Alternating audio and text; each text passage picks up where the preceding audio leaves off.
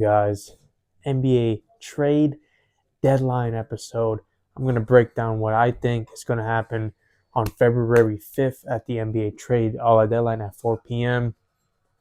I'm going to give you who I think is going to be buying, who I think is going to be selling, and the players you might expect to see on the move. You can see big Orlando fan. So I got something to say about my team too. We haven't gotten off to the best start because of injuries, but I'll break it down. So my first buyer, the Chicago Bulls. It just feels like the Bulls the last 4 years have been in the same spot every single year. They are 24 and 25. They're ninth in the East. It just looks like they're always 8th, 9th, 10th. They're in the play-in tournament every single year the last 4 or 5 years. Okay?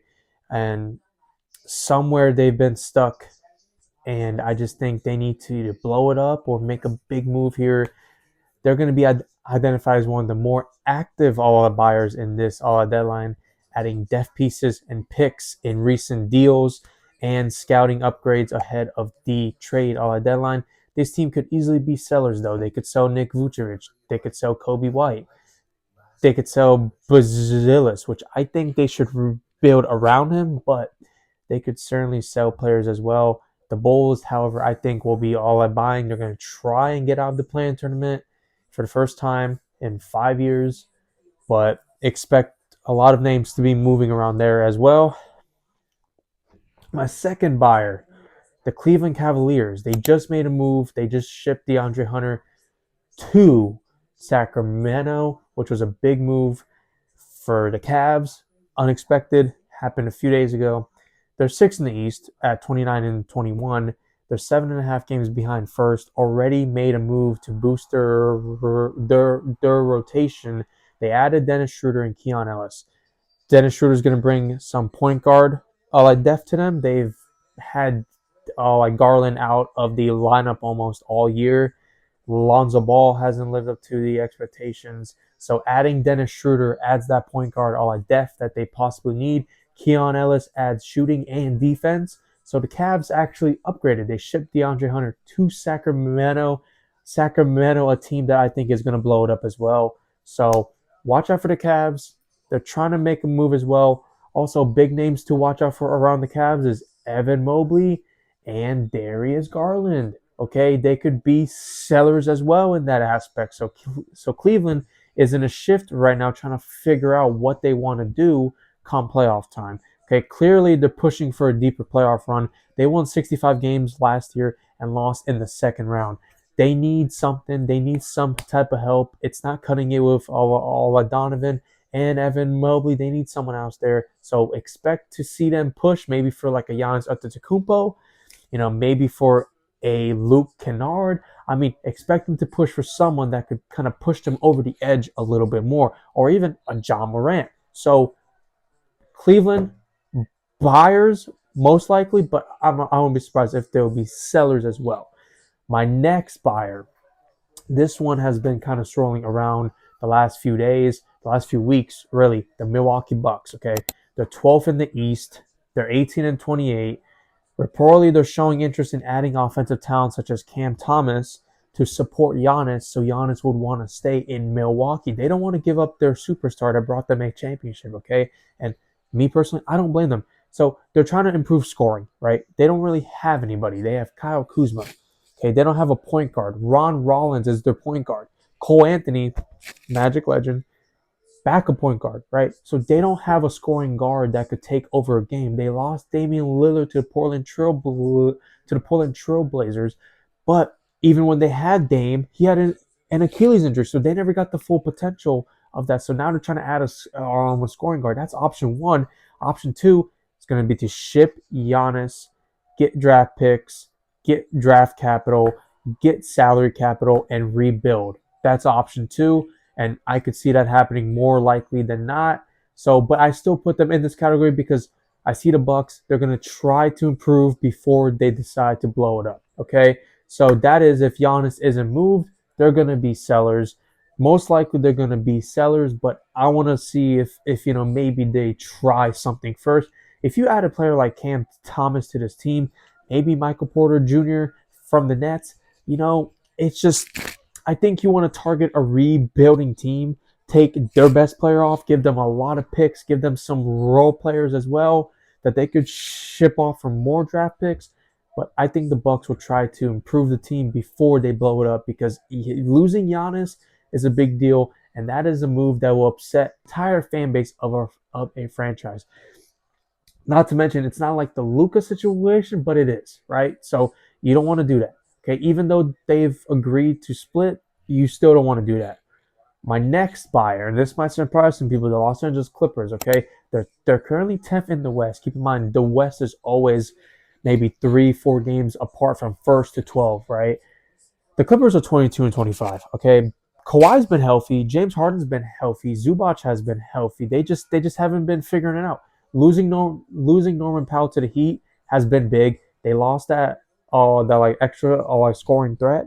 So I think Clippers are going to try to add another scoring threat to help Harden, help Kawhi a little bit. But sources suggest they will add impact talent around those two players rather than sell off assets. I don't think the Clippers want to do that. They just opened the brand new arena. They want to have a deep playoff run, and they have the potential to. They have the coach to do it. They have the two superstars to do it. Yes, they're getting old, but you need scoring and you need shooting. And I think they're in the market for a shooter. Again, you could look at Luke Kennard, right? You could look at someone off the Spurs, someone off the Bucks. I mean, someone off the Wizards. You could look at these rebuilding teams, the Nets, Cam Thomas, right? I mean, you could look at these rebuilding teams, take off their star player and give them draft picks, which the Clippers do have draft capital as well. They need perimeter defensive help and another scoring threat. So Clippers are in the market for that. My next team, the New York Knicks. Giannis said, if you ever trade me to New York. He wants to be a Knick. Okay, the Knicks sit second in the East at 30 and 18. Reason why they're like buyers is because they are in win now mode. Karl-Anthony Towns, Jalen Brunson, Mikal Bridges, Josh Hart. You add a Giannis to that team, they're going to win the East and they're going to win an NBA championship. 100%. Yes, they're going to run into the draft or the luxury tax in a couple years, and they're going to have to trade someone like Karl-Anthony Towns, maybe Josh Hart, maybe even Jalen Brunson away.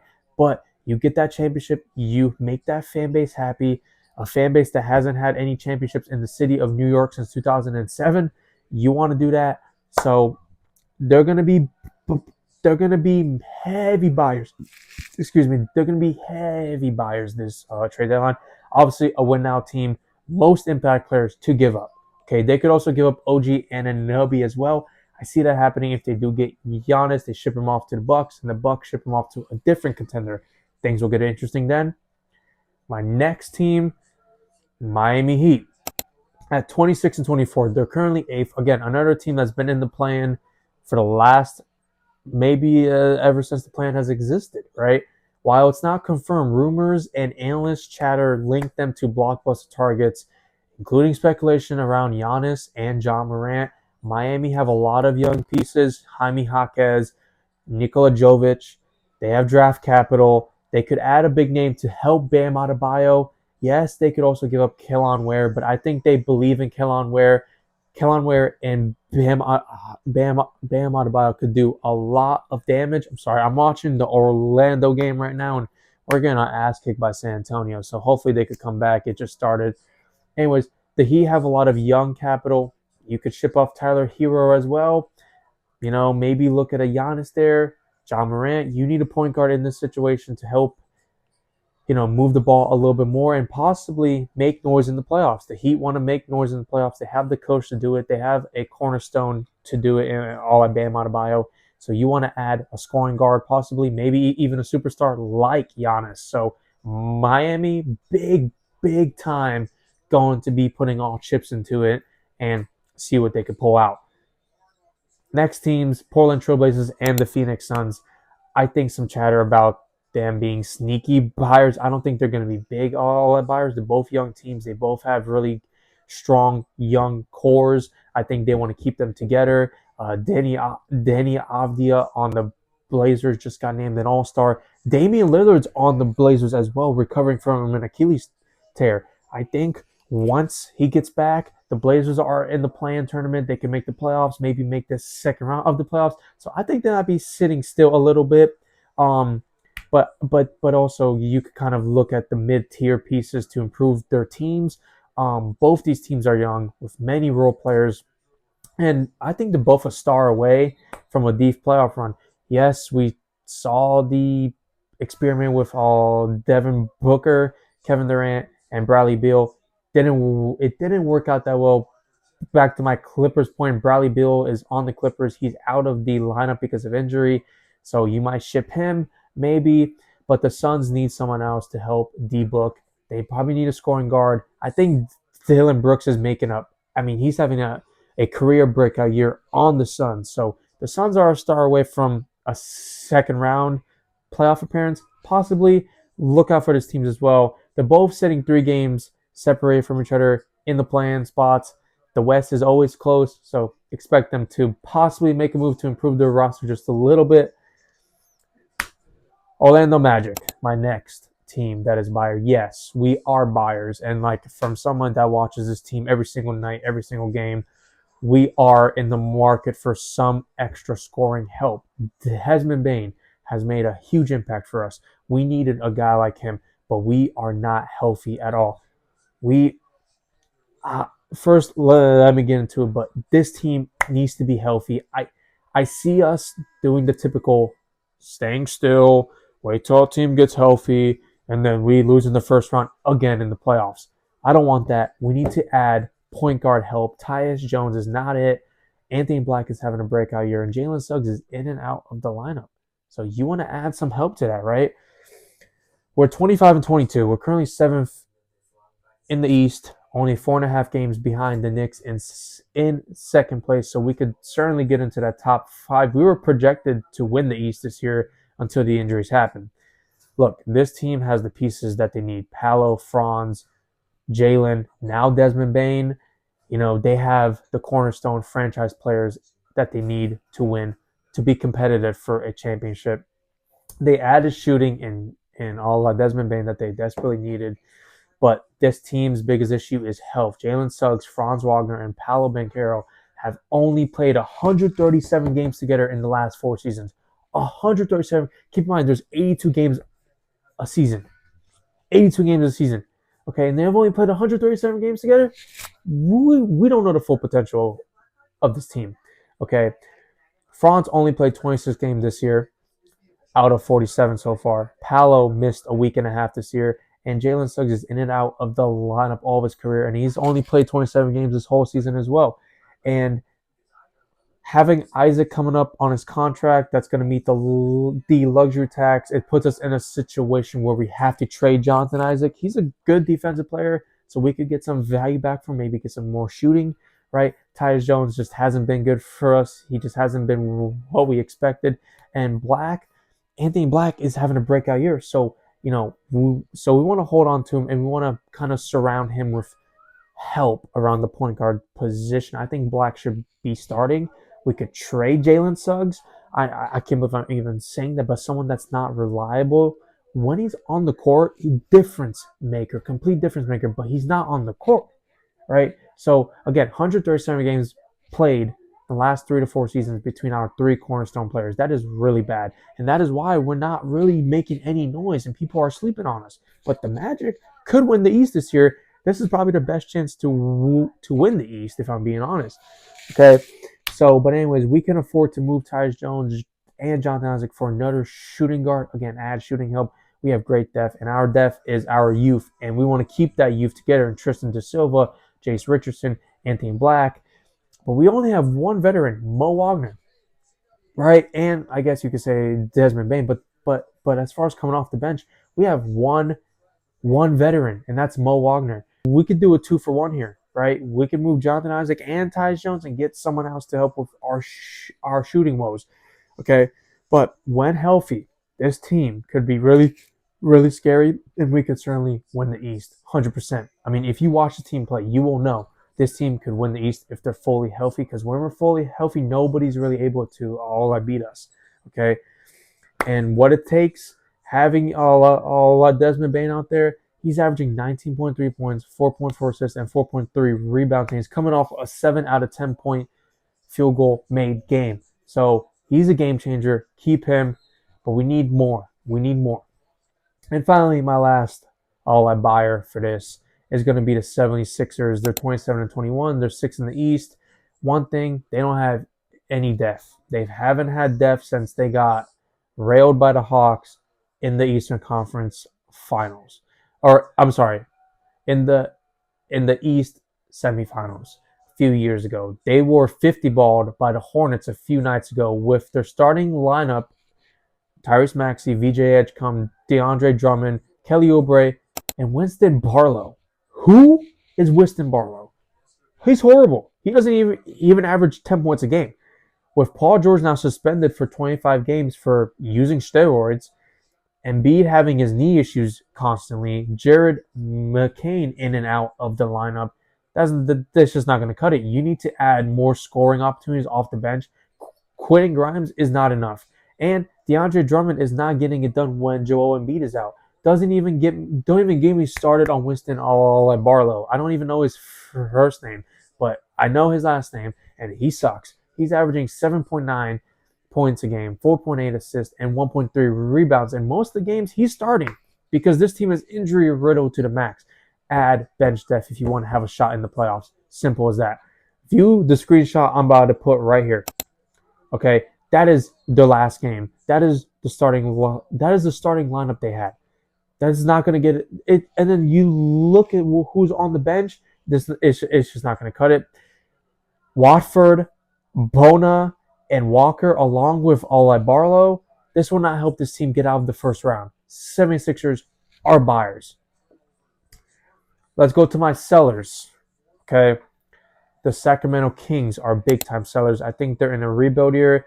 They're going to move Domantas Sabonis. They're going to move Zach LaVine. They're going to move DeMar DeRozan. I think it's time to blow it up. They're not winning games. They're widely regarded as the most prominent seller this season. Sacramento has one of the worst records in the league, and rumors suggest they are going to field offers for all of those players and core outside of the young talent that they have.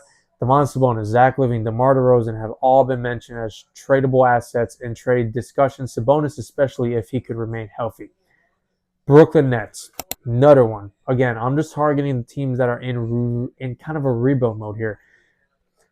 They're prospered as a seller mainly due to the value of the players in cap space. Okay, Michael Porter Jr. is drawing league-wide interest, and Nets' flexibility, cap room, and draft incentives make this a tasty trade. Okay, and it makes them a natural trade partner. I think the Nets could move Michael Porter Jr., get more draft picks, build more young players, and try to sign some big names in free agency coming up. There's also speculation that Nick Claxton and other rotation pieces like Cam Thomas will be moved as well, and a strong return in draft picks and money is going to come back. So the Nets blow it up again. Dallas Mavericks. Analysts have flagged the Mavericks as a potential seller, especially around veterans who don't fit the timeline of emerging young talent like Cooper Flagg. Okay, players outside of Cooper Flagg's development plan, everybody's up for trade. PJ Washington, Anthony Davis, Kyrie Irving, those players are up for trade because they want to find out who the identity of this team is. Okay, while star Anthony Davis is unlikely to move, he can't stay healthy. He's made of glass, so I don't know what to tell you. He's injured, and the market has been lukewarm. Okay, it just hasn't been hot for him. Nobody really wants to deal with him, and I feel bad for the man. He's made of glass. Another Mavericks pieces could be on the block for future flexibility as well. Like I mentioned, PJ Washington could be added to a playoff team, make a big difference for like a Clippers, for like a Suns, for like the Sixers, right? You could add that player, and it could make a big difference for you. And finally, my last seller, the Milwaukee Bucks. We know Giannis Antetokounmpo is possibly going to be moved at the trade deadline. Knicks, Heat, and the Warriors. The Warriors make the most sense for me. Jonathan Kuminga and Jimmy Butler to the Bucks, and give them draft picks. The Warriors get Giannis, and the Warriors give Curry and Draymond one last shot at a title, and Steve Kerr. Makes the most sense to me, I think. And I think the Bucks could use that I mean, they could use Jimmy Butler. They could ship him off again, get draft picks for him as well. He just tore his ACL, so no one's really going to want him. But I don't think he's going to want to be in a franchise that's rebuilding completely. So Milwaukee Bucks, I think they do trade Giannis. I think it's time to move on from him. If you can't improve the team, you got to let him go. He's like 31 years old, and who says how many more years he has left? And reports say that a Bucks trade for him is higher than not. So, and currently the Bucks sit outside of playoff contention with Giannis hurt. So, I think it's time to get him out of there, rebuild, get a Jimmy Butler, get a Jonathan Kuminga. I mean, if you get a Jonathan Kuminga is now the guy in Milwaukee. That could give him more trade value coming or free agency value as well. So Jonathan Kuminga, you're a Milwaukee Buck, I feel like. And Jimmy Butler, I think it's over for you in like Golden State. I think adding Giannis to the Warriors makes the most sense. They're the oldest team in the league. They're the most, I guess you could say, prominent win now team. Add Giannis to that team. Give Curry, and Draymond one more shot at a title, and that's it. Right? And finally, players to watch for me. I'm keeping an eye on Giannis Antetokounmpo, like I just said about it. He's getting past his prime, and it's kind of a win-now mode for him. Anthony Davis, injury riddled. He's not going to re-sign. The Mavericks won't re-sign him. They're waiting to get Kyrie back as well, and he's involved in all the trade talks that there are. But a lot of teams don't want to deal with that. Zach LaVine, Sacramento has blown it up, so I think it's time to move on from the cornerstones, get young players back, get draft picks, and rebuild the Kings as a whole. Ja Morant, the Grizzlies are not as hot as they were. Ja Morant has off-the-court issues. I think it's time to kind of separate there as well. Miami would be the best destination for him. You give him Hero, you give him Hawkes, you probably give him Kellon. I mean, it's going to be a lot they're going to have to all give up. But Ja Morant would thrive in the Heat. So, and then significant impact players and solid caliber players that could start on championship teams, on playoff teams. Jonathan Kuminga, a young high upside player, frequently involved all around trade speculation. He demanded a trade, so he's definitely out of there. Trey Murphy on the Pelicans, a valuable wing player that could help the Clippers, that could help the Suns, that could help Orlando, that could help the Sixers, that could help all of those teams I mentioned make it further in the playoffs and give them the depth that they might need. Dorian Finney-Smith, another guy on the Houston Rockets. He's not playing much. He's a veteran. He's a 3-and-D forward, frequently discussed in trade talks. I think he could help those teams I mentioned earlier make a deep playoff run. So keep an eye out for him as well. Anthony Simons, when they traded him to the Celtics, they didn't expect him to bloom the way he is. But Derek White is still there, and Payton Pritchard is still there. The Celtics are a little guard heavy. I think the Celtics could improve on positions like the center position and the power forward position as well. And you could use someone like Anthony Simons, who is thriving right now on the Celtics. Okay, so I think he could possibly be moved as well because the Celtics could improve on other positions. The Celtics are second in the East without Tatum, and they lost Porzingis and Drew Holiday as well. Anthony Simons could bring a center. Okay, it could bring maybe someone like Giannis, right? I'm just saying. Okay, so look for Anthony Simons to kind of be on the move as well. Rui Hachimura on the Lakers. He's not really thriving on LA. I think LA is kind of a crap show. It's a dumpster fire waiting to blow up. He's a potential candidate for me as well, and his contract is expiring. So typical players that contracts expire, they're going to be on the move as well. And the last key names to watch, I think Domantas Sabonis is must trade for the Kings. His contract is too big, and it's almost up as well. Move him to a contender, give him a chance. Michael Porter Jr., he's averaging almost 30 points a game on a 12-win team. Get him out of there. It's time for him to go back to a contender. I don't know why he left, but put him to a contender, see what he can do. Nikola Vucevic, another Magic legend. He's a veteran center who could help a young playoff team make a deeper playoff run. He could help the Cavs, right? You could give him Jared Allen. He could help Orlando. He could help the Sixers. I mean, he could help a lot of these teams. But Vucevic is on the Bulls that are just stagnant in the play-in spot. They're not doing anything. They're just staying the same team every single year. It's time to get him out of there.